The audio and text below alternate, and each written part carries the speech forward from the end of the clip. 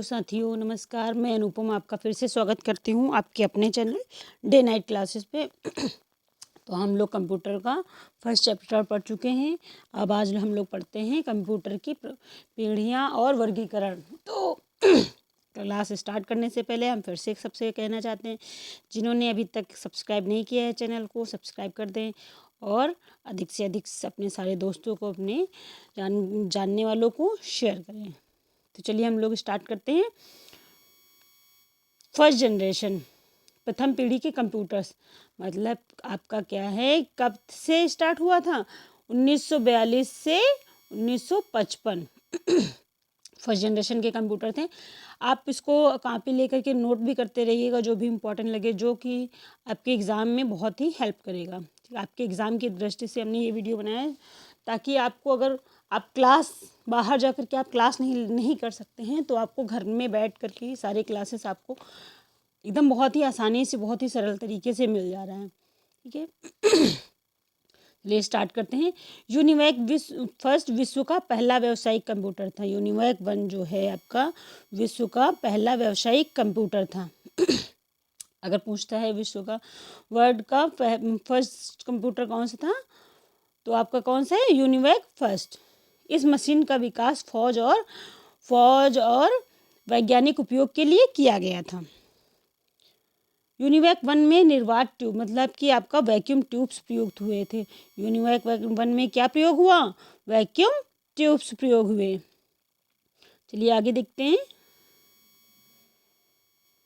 UNIVAC 1 जो है आकार में बड़े और अधिक ऊष्मा उत्पन्न करते थे, मतलब कि आपका बहुत ज़्यादा गर्मी उत्पन्न करते थे। जब कंप्यूटर जब ऑन होते थे यूनिवैक 1, तो बहुत ज़्यादा गर्मी, कमरों में बहुत ज़्यादा गर्मी होने लगती थी।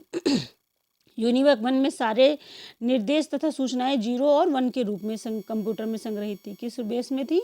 0 और 1 के रूप में, बाइनरी सिस्टम में। ठीक है, तथा इसमें मशीन भाषा, मतलब मशीन लैंग्वेज का प्रयोग हुआ। किस लैंग्वेज का? मशीन लैंग्वेज का प्रयोग हुआ। यूनिवैक 1 में एनिएक, यूनिवैक तथा मार्क 1 इसके उदाहरण। इसके उदाहरण कौन से हैं? फर्स्ट जनरेशन के उदाहरण कौन से हैं? एनिएक, यूनिवैक और मार्क 1। ठीक है, आगे देखते हैं। निर्वात ट्यूब के उपयोग में कुछ समस्याएं भी थी। आपका वैक्यूम ट्यूब जब उपयोग किया जाने लगा, तो उससे कुछ समस्याएं भी होने लगी। क्या समस्याएं हुई? जब निर्वात वैक्यूम ट्यूब्स का गर्म किया जाता था, तो उसको, पहली बात तो उसको गर्म होने में बहुत ज़्यादा टाइम लगता था, बहुत वक्त लगता था, और गर्म होने के बाद बहुत अधिक उष्मा उत्पन्न होता था। ठीक है, और इसको ठंडा करने के लिए फिर क्या होता था? आपका एसी का प्रयोग हुआ था। एसी, एयर कंडीशनर का प्रयोग होने लगा, जिसमें कि बहुत अधिक बिजली की खपत भी होने लगती थी। ठीक है, तो अगले फिर उसके बाद क्या है? सेकंड जनरेशन, दूसरी पीढ़ी के कंप्यूटर हैं। तो फिर कंप्यूटर में फिर अमेंडमेंट किया गया 1955 से 1964, 1955 से 1964। इस पीढ़ी के कंप्यूटर में निर्वात ट्यूब, आपका जो वैक्यूम ट्यूब फर्स्ट जनरेशन में यूज़ हुआ था, उसकी जगह पे क्या हुआ था? छोटे ट्रांजिस्टर का प्रयोग होने लगा। किस चीज़ का होने लगा? हल्के और छोटे ट्रांजिस्टर का प्रयोग होने लगा। आगे, कंप्यूटर में आंकड़ा, मतलब डेटा को निरूपित करने, स्थापित करने के लिए मैग्नेटिक कोर का उपयोग होता था। किस चीज़ का होता था? मैग्नेटिक कोर का। आंकड़ों को संग्रहित करने के लिए मैग्नेटिक डिस्क तथा मैग्नेटिक टेप का प्रयोग हुआ था। आंकड़ों, आपका डेटा को स्टोरेज करने के लिए मैग्नेटिक डिस्क तथा मैग्नेटिक टेप के उपयोग हुए थे। मैग्नेटिक डिस्क पर आयरन की परत लगी होती थी, आयरन ऑक्साइड की परत लगी होती है, जिसको कहते हैं मैग्नेटिक डिस्क। ठीक है, आगे चलते हैं। बहुत जल्दी में बता रहे हैं, ताकि आपका टाइम बचे और इम्पोर्टेंट जानकारी आसानी से मिल सके। ठीक है, आगे, दूसरी पीढ़ी के कंप्यूटरों की गति, संग्रहण क्षमता तीव्र थी, मतलब कि आपकी इसकी स्पीड जो थी और इसकी स्टोरेज कैपेसिटी कैसी थी? बहुत ही फास्ट थी। ठीक है, बहुत ही फास्ट थी सेकेंड जनरेशन में। कंप्यूटर की दूसरी पीढ़ी के दौरान व्यवसाय तथा उद्योग जगत में कंप्यूटर का प्रयोग आरंभ हो गया, मतलब आपका मार्केट में और व्यवसायों में, उद्योगों में कंप्यूटर का प्रयोग होने लगा था सेकेंड जनरेशन से। आगे देखते हैं, थर्ड जनरेशन आया आपका, उसके बाद फिर क्या हुआ, थर्ड जनरेशन आ गया 1965 से 1974 से। इलेक्ट्रॉनिक्स के क्षेत्र में निरंतर तकनीक विकास से कंप्यूटर के आकार में कमी और तीव्र गति से कार्य करने की क्षमता का विकास हुआ। आपके जो कंप्यूटर थे फर्स्ट जनरेशन के बड़े थे, फिर सेकंड जनरेशन में आए छोटे हो गए, और थर्ड जनरेशन में और छोटे होने लगे, जो कि कार्य करने में भी तेज थे और स्टोरेज कैपेसिटी भी उनकी तेज होने लगी। ठीक है, थर्ड जनरेशन तीसरी पीढ़ी के कंप्यूटर में ट्रांजिस्टर के बदले इंटीग्रेटेड सर्किट का विकास हुआ। किस चीज़ का? इंटीग्रेटेड सर्किट का। फर्स्ट जनरेशन में क्या था? वैक्यूम ट्यूब था। ठीक है, सेकेंड जनरेशन में क्या आया? छोटे छोटे ट्रांजिस्टर का प्रयोग होने लगा, और फिर थर्ड जनरेशन में क्या हुआ? इंटीग्रेटेड सर्किट आईसी का प्रयोग होने लगा। ठीक है, तो ये आप नोट जरूर कर लीजिएगा जो भी आपको इम्पोर्टेंट लगे, ताकि आपको एग्जाम में हेल्प मिलेगा। आईसी का विकास जेएस किल्वी द्वारा किया गया। आईसी इंटीग्रेटेड सर्किट का निर्माण किसने किया? जेएस किल्वी ने किया। आरंभ में एलआईसी लार्ज स्केल इंटीग्रेशन का प्रयोग हुआ, जिसमें एक सिलिकॉन चिप पर बड़ी मात्रा में आईसी इंटीग्रेटेड सर्किट एवं ट्रांजिस्टर का प्रयोग हुआ था। ठीक है, रैम का फुल फॉर्म क्या होता है? Random access memory. ये बहुत ज़्यादा इम्पोर्टेंट है, ये बहुत एग्जाम में आता है, रैम का फुल फॉर्म आता है रैंडम एक्सेस मेमोरी को प्रयोग में लाने से मैग्नेटिक टेप तथा डिस्क के संग्रहण क्षमता स्टोरेज कैपेसिटी में वृद्धि हुई। आगे हार्डवेयर और सॉफ्टवेयर अलग अलग मिलना प्रारंभ हुआ, ताकि यूज़र अपनी आवश्यकता अनुसार सॉफ्टवेयर का प्रयोग कर सके। मतलब हार्डवेयर और सॉफ्टवेयर दोनों अलग अलग आने लगे, है ना। हार्डवेयर जो भी चीज़ आपको हार्ड चीज़ चाहिए वो अलग मिलने लगी, और सॉफ्टवेयर जो भी आप सॉफ्टवेयर इंस्टॉल करना चाहें वो सॉफ्टवेयर अलग अलग मिलने लगी, जिससे कि यूज़र को आसानी होने लगी। इसका इम्पोर्टेंट फैक्ट्स क्या था? आधुनिक कंप्यूटर के विकास में सर्वाधिक योगदान किसका रहा है? डॉक्टर वॉन न्यूमैन का। जो आपसे कंप्यूटर थर्ड जनरेशन के कंप्यूटर से अब तक के कंप्यूटर जो हैं उनमें सबसे ज़्यादा योगदान किसका रहा है? अमेरिका के डॉक्टर वॉन न्यूमैन का। ने डेटा और निर्देशन, ठीक है ना, डेटा और इंस्ट्रक्शंस दोनों को बाइनरी प्रणाली में 0 और 1 में संग्रहित करने का श्रेय दिया जाता है। बाइनरी सिस्टम को लागू किया।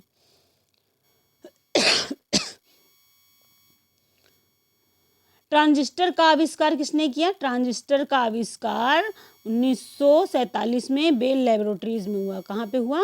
बेल लेबोरेटरीज के जॉन वार्डिन, विलियम शॉकले तथा वाटलर ब्रेटन ने किया। किसने किया? आप इस चीज़ को नोट जरूर कर लीजिएगा। ट्रांजिस्टर का प्रयोग किसने किया है? 1947 में हुआ सबसे पहले। कहाँ पर हुआ? बेल लेबोरेटरीज में हुआ। किसने किया? जॉन वार्डिन, विलियम शॉकले तथा बाटलर ब्रेटन ने किया। अगला हम लोग पढ़ते हैं फोर्थ जनरेशन।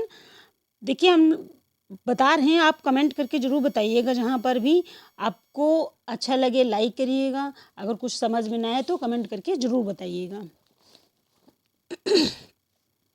फोर्थ जनरेशन चौथी पीढ़ी के कंप्यूटर कब से हैं? 1975 से अब तक के कंप्यूटर थे। चौथी पीढ़ी के कंप्यूटर में आईसी मतलब कि लार्ज स्केल इंटीग्रेशन के जगह पे VLSI, very large scale integration, TULSI, ultra large scale integration का प्रयोग हुआ। ठीक है, फोर्थ जनरेशन में। ठीक है, ये अल्ट्रा लार्ज स्केल इंटीग्रेशन का प्रयोग हुआ। इसमें एक चिप में लगभग लाखों सूचनाओं को संग्रहित किया जा सकता था। बहुत सारा डेटा संग्रहित स्टोरेज किया जा सकता था। VLSI तकनीक के उपयोग से, वेरी लार्ज स्केल इंटीग्रेशन के प्रयोग से माइक्रो प्रोसेसर का विकास किया गया। किसका? माइक्रो प्रोसेसर का विकास किया गया, जिससे कंप्यूटर के आकार में कमी और क्षमता में वृद्धि होने लगी। मतलब कि आपकी स्टोरेज कैपेसिटी बढ़ने लगी और आपकी जो इसका जो फॉर्म था वो छोटा होने लगा। जैसे यूनिवैक और NEA के कंप्यूटर बड़े बड़े थे, और फिर फिफ्थ जनरेशन से क्या हुआ, फोर्थ जनरेशन से कंप्यूटर धीरे धीरे छोटे होने लगे, आकार में कमी होने लगी। माइक्रो प्रोसेसर का उपयोग न केवल कंप्यूटर में बल्कि और भी बहुत सारे उत्पादों में किया गया। माइक्रो प्रोसेसर, ठीक है, माइक्रो प्रोसेसर का उपयोग किया गया। जैसे आपका माइक्रोवेव है, ओवन है, सिलाई मशीन है, आपके वाहन हैं, इलेक्ट्रॉनिक गेम है, इन सब में क्या हुआ, माइक्रो प्रोसेसर का उपयोग होने लगा। मैग्नेटिक डिस्क तथा टेप के स्थान पर सेमीकंडक्टर मेमोरी का प्रयोग हुआ। किस चीज़ का, सेमीकंडक्टर मेमोरी का प्रयोग होने लगा। आपका कब, फोर्थ जनरेशन में। आगे, रैम की क्षमता में वृद्धि से समय की बचत होने लगी। देखो, जब रैम ज़्यादा होने लगी तो समय में बचत भी होने लगी और कार्य अत्यंत तीव्र गति से होने लगा। जब किसी चीज़ को कार्य करना है तो अगर आप वो फास्ट कार्य कर रहा है तो जाहिर सी बात टाइम की बचत होगी, है ना। MS DOS, MS विंडोज़ तथा Apple Mac operating system OS का फुल फॉर्म है आपका ऑपरेटिंग सिस्टम, तथा C भाषा, C लैंग्वेज का विकास हुआ फोर्थ जनरेशन से। उच्च स्तरीय भाषा, हाई लेवल लैंग्वेज का मानकीकरण हुआ ताकि प्रोग्राम सभी कंप्यूटर में चलाया जा सके। किस चीज़ का, हाई लेवल लैंग्वेज आई उससे फोर्थ जनरेशन में, जिससे कि कंप्यूटर को प्रोग्राम सभी कंप्यूटरों में चलाया जा सके। आगे देखते हैं, फिफ्थ जनरेशन आया। उसके बाद क्या आया आपका, फिफ्थ जनरेशन आया।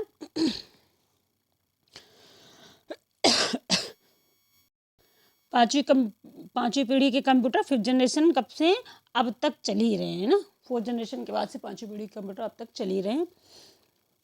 फिफ्थ जनरेशन, पांचवी पीढ़ी के कंप्यूटर में VLSI के स्थान पर ULSI अल्ट्रा लार्ज स्केल का विकास हुआ और एक चिप पर करोड़ों गणना करना संभव हो पाया। करोड़ों गणना। संग्रहण स्टोरेज के लिए CD कॉम्पैक्ट डिस्क, ठीक है, ये कॉम्पैक्ट डिस्क इसका फुल फॉर्म है। CD का विकास हुआ। इंटरनेट, ईमेल तथा वर्ल्ड वाइड वेब विकसित हुए। क्या, वर्ल्ड वाइड वेब आपका ये शॉर्ट फॉर्म है। वर्ल्ड वाइड वेब, WWW का फुल फॉर्म क्या होता है, वर्ल्ड वाइड वेब। बहुत छोटे तथा तेज गति से कार्य करने वाले कंप्यूटर का विकास हुआ। बहुत छोटे छोटे कंप्यूटर, जो कि जैसे कि आपका फ़ोन हो गया, लैपटॉप हो गया, पोर्टेबल PC हो गया ना, पॉम टॉप हो गया। प्रोग्रामिंग की जटिलता में कमी आई। पोर्टेबल PC और डेस्कटॉप PC, जो आपका पोर्टेबल PC मतलब जो आपके पास लैपटॉप वगैरह होता है उसको, और डेस्कटॉप PC जो स्टैंड किया जाता है, जो ऑफिसों में लगते हैं, उसे क्या कहते हैं, डेस्कटॉप PC।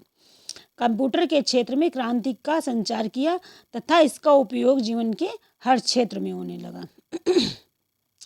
पर्सनल PC का, पोर्टेबल PC जो थी, और डेस्कटॉप का, हर एक के जीवन में इसका उपयोग होने लगा, हर क्षेत्र में उपयोग होने लगा। चाहे आपका ऑफिस हो, चाहे बैंक हो, स्कूल हो, है ना, मार्केट हो, उद्योग जगत में, हर जगह पे डेस्कटॉप और पोर्टेबल PC का उपयोग होने लगा।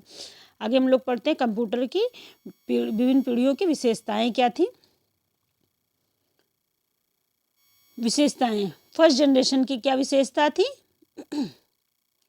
प्रथम पीढ़ी की विशेषता, IBM, मतलब कि इसका क्या था, IBM 650 यूनिवैक, इसका उदाहरण है। फर्स्ट जनरेशन के कंप्यूटर का वो ये उदाहरण है। उपयोग क्या था, पैरोल प्रोसेसिंग और रिकॉर्ड रखने में, ताप नियंत्रण में परेशानी होती थी, ठीक है। इसकी विशेषता थी कि बहुत अधिक जब आपका इसमें फर्स्ट जनरेशन में उसका वैक्यूम ट्यूब यूज़ होते थे तो उसमें बहुत ज़्यादा गर्मी बहुत ज़्यादा उष्मा उत्पन्न होती थी, तो उसको नियंत्रण रखने के लिए AC का उपयोग किया जाता था, ठीक है। तो उसके लिए क्या होता, ताप नियंत्रण में परेशानी होती थी। निम्न स्तरीय प्रोग्रामिंग भाषा, मशीन लैंग्वेज, असेंबली लैंग्वेज, मंद गति से इनपुट आउटपुट। और क्या था, इसकी विशेषता क्या थी, सीमित मुख्य भंडारण क्षमता, लिमिटेड मेन स्टोरेज कैपेसिटी थी। प्राइमरी इंटरनल स्टोरेज के रूप में क्या था, मैग्नेटिक ड्रम का इस्तेमाल था। सेकेंड जनरेशन की क्या विशेषता थी, सेकेंड जनरेशन सेकेंड जनरेशन कब से कब तक थी? 1955 से 1964, ठीक है, 64। तेज और विश्वसनीय थे। सेकेंड जनरेशन में क्या हुआ, फिर कंप्यूटर तेज हो गए, आकार और ताप में कमी आई, उच्च स्तरीय भाषा कोबोल और फास्ट्रन का उपयोग होने लगा। आगे मुख्य भंडारण क्षमता में बढ़ोतरी हुई, मतलब आपका स्टोरेज कैपेसिटी में बढ़ोतरी होने लगी। प्राइमरी इंटरनल स्टोरेज के रूप में चुंबकीय कोर मैग्नेटिक कोर का इस्तेमाल हुआ। इसका इंपॉर्टेंट फैक्ट्स क्या थे इसके, चलिए देख लेते हैं एक बार बहुत फास्टली से। इंटीग्रेटेड सर्किट आईसी का विकास किसने किया? जैक किल्वी 1958 में जैक किल्वी तथा रॉबर्ट नोई द्वारा किया गया इंटीग्रेटेड सर्किट का विकास। सिलिकॉन की सतह पर बने इस प्रौद्योगिकी के को माइक्रो इलेक्ट्रॉनिक्स का नाम दिया गया। किस चीज़ का नाम दिया गया है? जो सिलिकॉन की सतह पर बने प्रौद्योगिकी को माइक्रो इलेक्ट्रॉनिक्स का नाम दिया गया, माइक्रो इलेक्ट्रॉनिक्स का नाम दिया गया। ये चिप अर्धचालक पदार्थ सिलिकॉन या जर्मेनियम के बने होते थे। किस चीज़ के बने होते थे? अर्धचालक सिलिकॉन या जर्मेनियम के बने होते थे। मूर के नियम के अनुसार प्रत्येक 18 माह में चिप में उपकरणों की संख्या दुगनी हो गई, ठीक है, दुगनी हो गई आपका इसमें जब सेकेंड जनरेशन आई तो उसमें थोड़ा थोड़ा बढ़ने लगा। आगे देखते हैं हम लोग थर्ड जनरेशन की क्या विशेषता थी। इनपुट आउटपुट को नियंत्रित करने के लिए सॉफ्टवेयर की उपलब्धता हो गई। इनपुट आउटपुट आपका इनपुट करने के लिए, आउटपुट करने के लिए, उसको नियंत्रण रखने के लिए सॉफ्टवेयर की उपलब्धता हो गई। सॉफ्टवेयर अलग अलग सॉफ्टवेयर बनने लगे। रिमोट प्रोसेसिंग और time sharing system multi programming का उपयोग होने लगा। कब? थर्ड जनरेशन में। उच्च स्तरीय भाषा हाई लेवल लैंग्वेज का बहुत अधिक प्रयोग होने लगा। बहुत अधिक प्रयोग होने लगा। अधिक लचीला मतलब कि आपका पोर्टेबल इनपुट आउटपुट का मोर फिक्सेबल इनपुट आउटपुट। आगे देखते हैं इंटीग्रेटेड चिप का प्रयोग हुआ। इंटीग्रेटेड चिप का प्रयोग हुआ आपका थर्ड जनरेशन में। उपयोग इसका कहाँ पे था? थर्ड जनरेशन में airlines reservation system, credit card billing forecasting के लिए, ठीक है। अगला फोर्थ देखते हैं हम लोग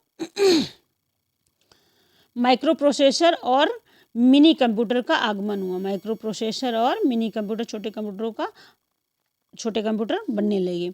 मिनी कंप्यूटर के उपयोग में बढ़ोतरी होने लगी। जो छोटे कंप्यूटर जब बनने लगे मिनी कंप्यूटर, तो उनका उपयोग ज़्यादा होने लगा।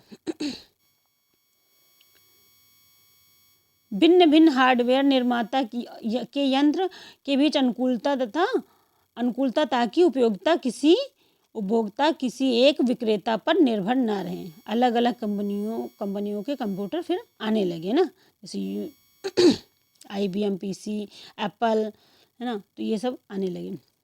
डेल है आपका, इंटेक्स है।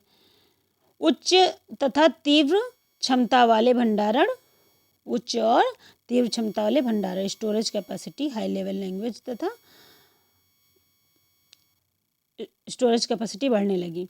उपयोग इसके क्या थे? इलेक्ट्रॉनिक्स, फंड ट्रांसफ़र, व्यावसायिक उत्पादन और व्यक्तिगत उपयोग, पर्सनल उपयोग के लिए। IBM PC tax, Apple II इसके उदाहरण हैं, ठीक है, फोर्थ जनरेशन के।